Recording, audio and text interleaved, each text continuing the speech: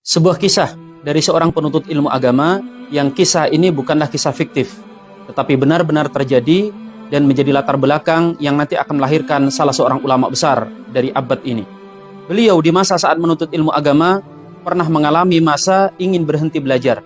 Sebabnya saat beliau sedang liburan dan kembali ke desanya, dirinya merasa iba melihat sang ayah yang membanting tulang, memeras keringat, bekerja keras sebagai seorang petani untuk memenuhi nafkah keluarga dan juga untuk membiayai kuliahnya yang tentu memakan biaya yang tidak sedikit. Maka sang pelajar ini pun menyampaikan keinginannya untuk berhenti dari kuliah dan membantu sang ayah turut bekerja untuk meringankan nafkah keluarga. Namun orang tuanya, terlebih sang ayah, dengan tegas menolak keinginan sang pelajar tersebut.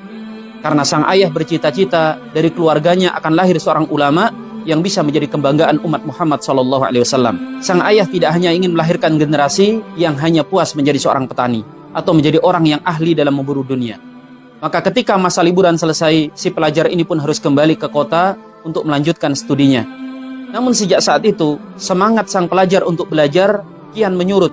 Maka dia melakukan berbagai macam trik dan upaya agar keinginannya berhenti belajar itu bisa terlaksana. Salah satu trik yang dia tempuh, dia menginformasikan kepada sang ayah bahwa biaya kuliah bertambah.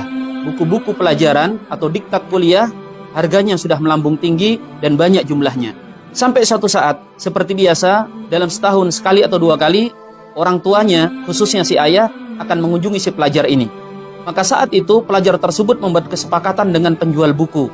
Dia membuat trik tertentu, yaitu dia memesan kitab dan buku-buku dalam jumlah yang banyak, dan dia katakan kepada penjual buku tersebut, kalau ayahnya menanyakan apakah itu buku kuliah, jawab saja iya. Tetapi kemudian sang ayah ini membayar semua buku-buku tersebut tanpa banyak menawar. Maka setelah transaksi jual beli buku selesai, didatangkanlah kendaraan yang tidak cukup dengan kendaraan biasa. Datang truk untuk mengangkut kitab-kitab tersebut dari toko buku ke tempat asrama pelajar tersebut belajar. Dan malam harinya, ayah si pelajar ini menghabiskan malam-malamnya untuk menyampuli semua kitab dan buku-buku tersebut. Si pelajar ini sebenarnya hendak mencegah ayahnya, karena dia tahu betapa lelahnya sang ayah telah melalui perjalanan panjang untuk menuju tempat dia belajar. Namun usahanya untuk menyuruh ayahnya agar istirahat itu gagal total.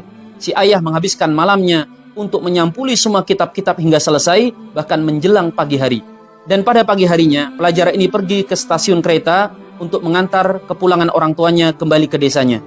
Namun sebelum sang ayah ini beranjak pergi, dia mendatangi anaknya tersebut dan mengucapkan sebuah kalimat-kalimat yang sangat mendalam. Dia mengatakan, "Nak, sebenarnya ayah tidak hendak mengatakan ini, tapi ayah khawatir engkau akan menganggap ayahmu ini sangat bodoh dan itu akan mempengaruhi sikapmu. Nah, ayahmu ini memang orang bodoh, hanya seorang petani yang hidup di pelosok desa.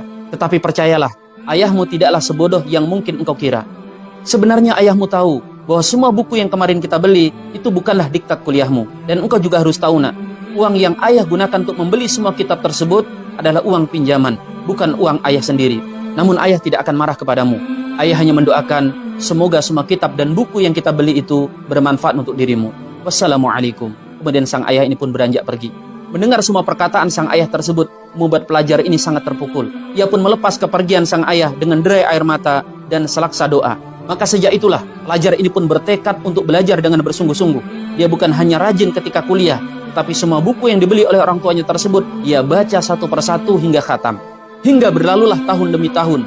Berkah dari upayanya dan kesungguhan orang tuanya dan juga doa-doa mereka, lahirlah kemudian seorang ulama besar, yang ulama ini dikenal dengan julukan Imamud Du'at, imamnya para da'i.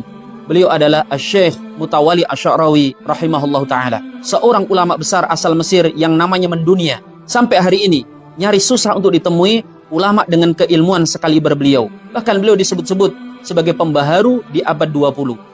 Maka sebagai renungan bagi kita, wahai para orang tua, khususnya para ayah, mana doamu dan kesungguhanmu untuk anak-anakmu yang sedang menuntut ilmu agama?